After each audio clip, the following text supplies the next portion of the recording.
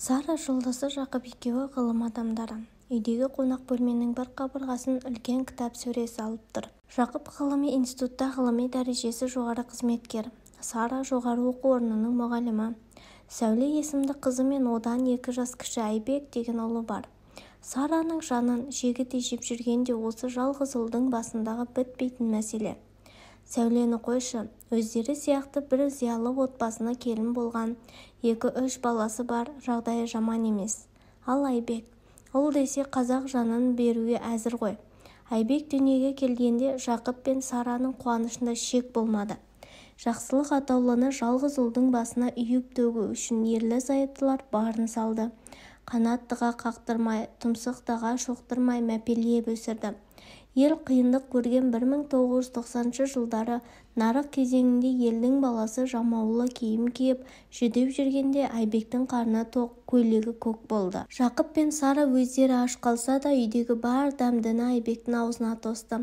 Сатылымға түскен сапалы киімді бірінші осы Айбекке әперетін. Айбек дегенде әсіресе Сара құрдай жорғалайды. Мектептегі оқудан тыс спорт, музыка үйірмелеріне жаздырып, өзі апарып жүрді.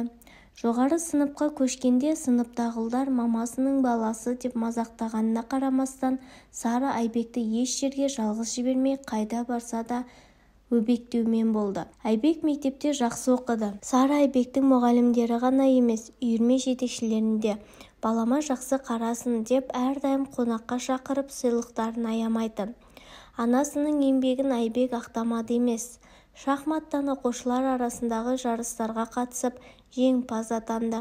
Ғылыми конференцияларда көзге түсе білді. Қысқасы, оқушы кезінде қандай үздік шәкірт болса, студент атанғанда да сабақтан қалмайтын, мұғалім тапсырмасын мүлтіксіз орындайтын озық шәкірт ретінде танылды. Айбек университеттің соңғы курсына келгенде әкесі бір жас аспирант әйелмен көңіл қосты. Өмір бойы жалғыз ұлын әбектеп, не өзіне, не күйеуінің төңірегіне мән беріп қарамаған Сара бармағын тістеп қала берді.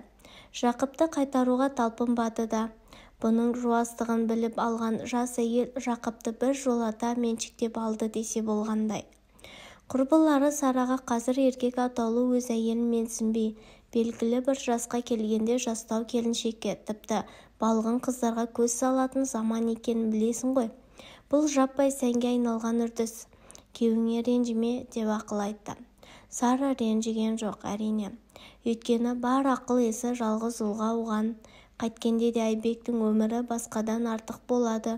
Осы бала бақытты болу үшін тағы не істеу керек деген ойдың жетегінде өзін жалғыз ұлдың құрбанына айналдырған келіншек күйеуінің тастап кеткеніне іштей уайымдағанмен сыртқа сыр бермеді. Жақып жас әйел алса да некелі жары Сара ғой. Отбасынан бір жолата қол үзген жоқ.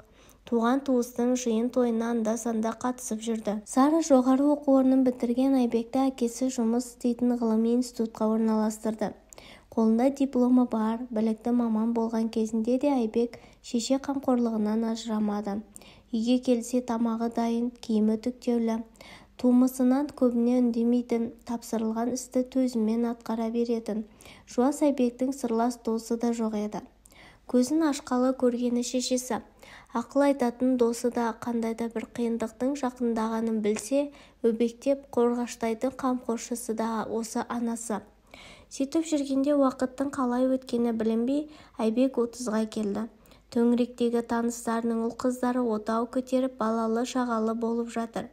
Айбек болса сопа басы сопиған күйі.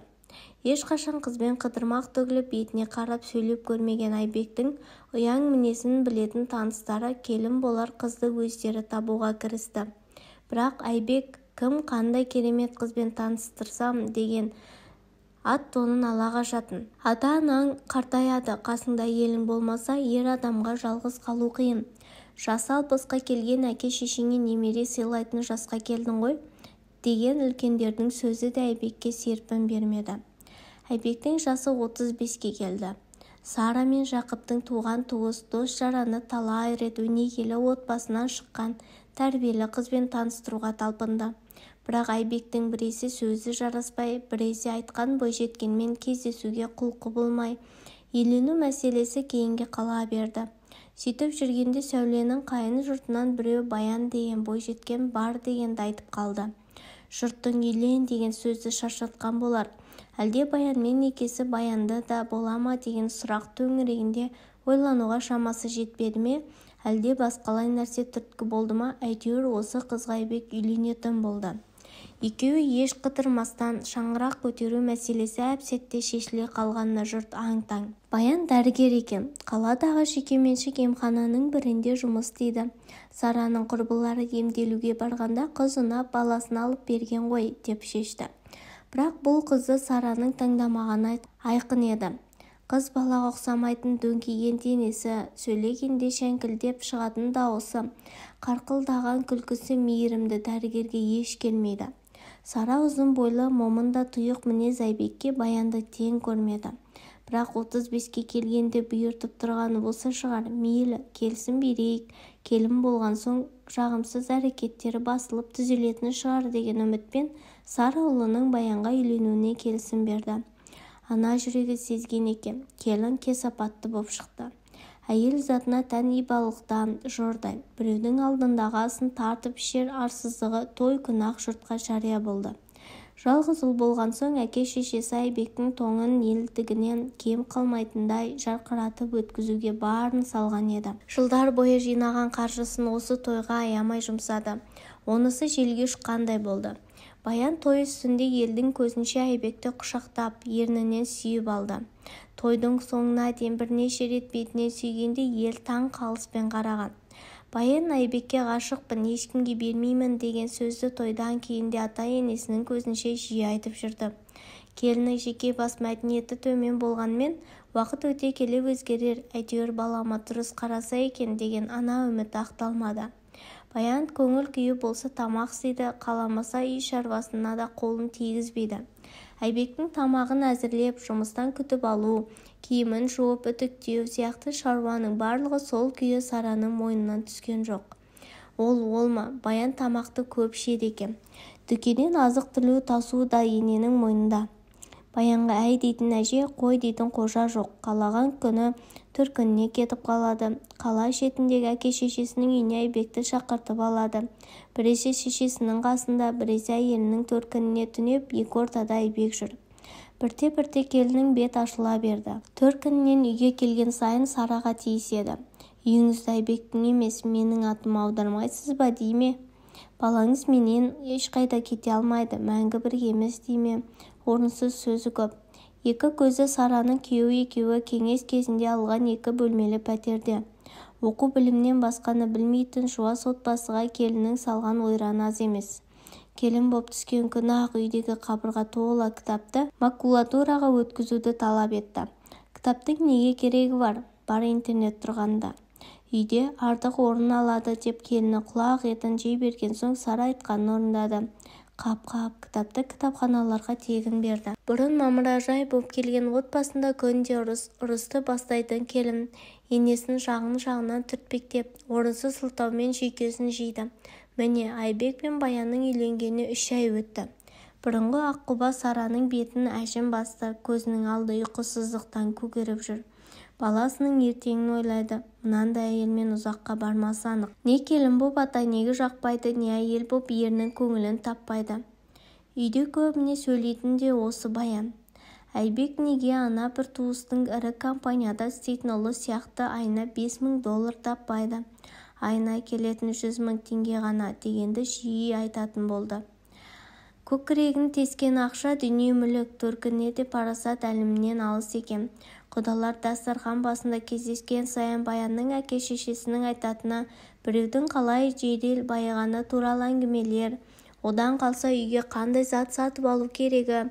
Ал Сараның өз ортасы ғылыми, білімді, қадірлейтін рухани адамдар ғой. Қысқасы құдалармен әңгімесі жараспай қойды. Сара бірақ әдеп сақтап реніш күйінішін көрсетпеуге тырысады. Баянның кесірлі әрекеттері туралы да айтқан емес. Жалпы келінін ешкімге жамандаған жоқ, көрген жұрт өздері сөз қылмаса.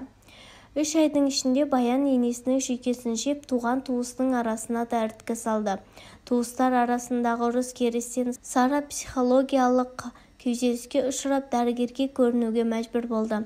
момын жанұяға кездескен-ай, келін емес кесел ғой десті жұрт. Баянның жүріс-тұрысы, арсыз әңгімелері Сараның жүрегіне у боп жиналды. Қит етсе беттен ала жөнелетін мыстандығы бір төбе. Не істесе де әйтеуір төңірегіне күн көрсетпеу басты мақсаты сияқты. Жас қой, түзелер деген үміті ақталмады. Уақыт өткен сайын Баян бұл әулеттігінің бәрінің басына шығып ойына келген істейтін болды. Бірде келіні үйге түнейде 2 күн бойы хабарласпай, 3-ші күні оралғанда Сара қайда жүргенін сұрады. Ал не істейсіз, бастығыммен ұйықтадым деп баж ете қалды. Осындай сұмдық сөзді естігенге дейін шыдамдылық танытқанына Сара өкінді. Бітті, мына пәледен балана жату керек. Бәсе, күйеуге шықпай жатып-ақ бет ашылған емес пе деп ойлап едім. Рас екен ғой деп түйді. Ойын баласына айтып еді. Айбек те ажырасуды ойлап жүр екен. Дереу сотқа ажырасуға өтініш беретінін айтты. Ендіше, бұл үйленген 3 айдың үйдің берекесі кетті емес пе? Айбек Баянның айтқанымен жүрем деп жұмысындағы тапсырмаларды орындамай, бірнеше рет сөгіс естіді. Бұрын істі тиянақты атқаратын жігіттің енжар күйге түскеніне ұжымы да аң-таң. Сара болса, Баян сөйлемесінші, сол риза болсыншы деп, банкке жинаған азғантай ақшасына қымбат дүкендерден азық-түлік тасимын деп жүріп, қаржылық жағынан тоқырағаны былай тұрсын, келінің кербақ әрекетінен жаны да жүдеп бітті. Бұл 3 айда не көрмеді бұлар? Енесінің екеуін ажыратуға ниетті екені білген Баян Айбекті уысында ұстау үшін білікті бір топ жігітті жалдап қоқан-лоққы көрсеткені бар. Оқиға былай болып еді. Институттан шығып көшеге шыға бергенде Айбекті бір топ жігіт қоршап алады. Сен біздің қарындасымыздан ажыраспақ екенсің ғой, көрсетеміз ажырасуды саған деп гүж еткен біреу Айбектің тұмсығына жұдырықпен бір қойды. Өмірінде ешкіммен қақтығысып көрмеген Айбек не болғанын түсінбеген күйі шалқалап барып жерге құлады. Институттың күзетшісі көріп қалып жедел жәрдем шақырды. Әйтеуір соққы қатты тимеген екен. Дәрігерлер тексерген соң Айбекті үйге жіберді. Осы оқиғадан кейін Сара ұлының өмірі үшін тіптен қауіптене бастады. Айбек екеуі Баянға ажырасу туралы айтқанда келін айғайға басқан. Әдеттегі ашу даусымен небір былапыт сөздерді жаудырды. Сараны да екі ортада жүрген Айбекті де аямай балағаттады. Мен босқа жаспаймын, алдымен үйдің менің атыма аударасыз деп талабын төтесінен қойды Баян. Сара Баяннан аман-есен құтылудың жолын ойластырды. Ұлы екеуі күресіп көкбет келінді жеңбес аян. Телефонын қолына алып туған-туысқа ұлының ажырасатынын хабарлады. Туыстар Баянның 3 ай ішінде отбасын құлдыратқанын білсе де, жағдайдың тіптен шиеленісіп кеткенінен хабарсыз еді.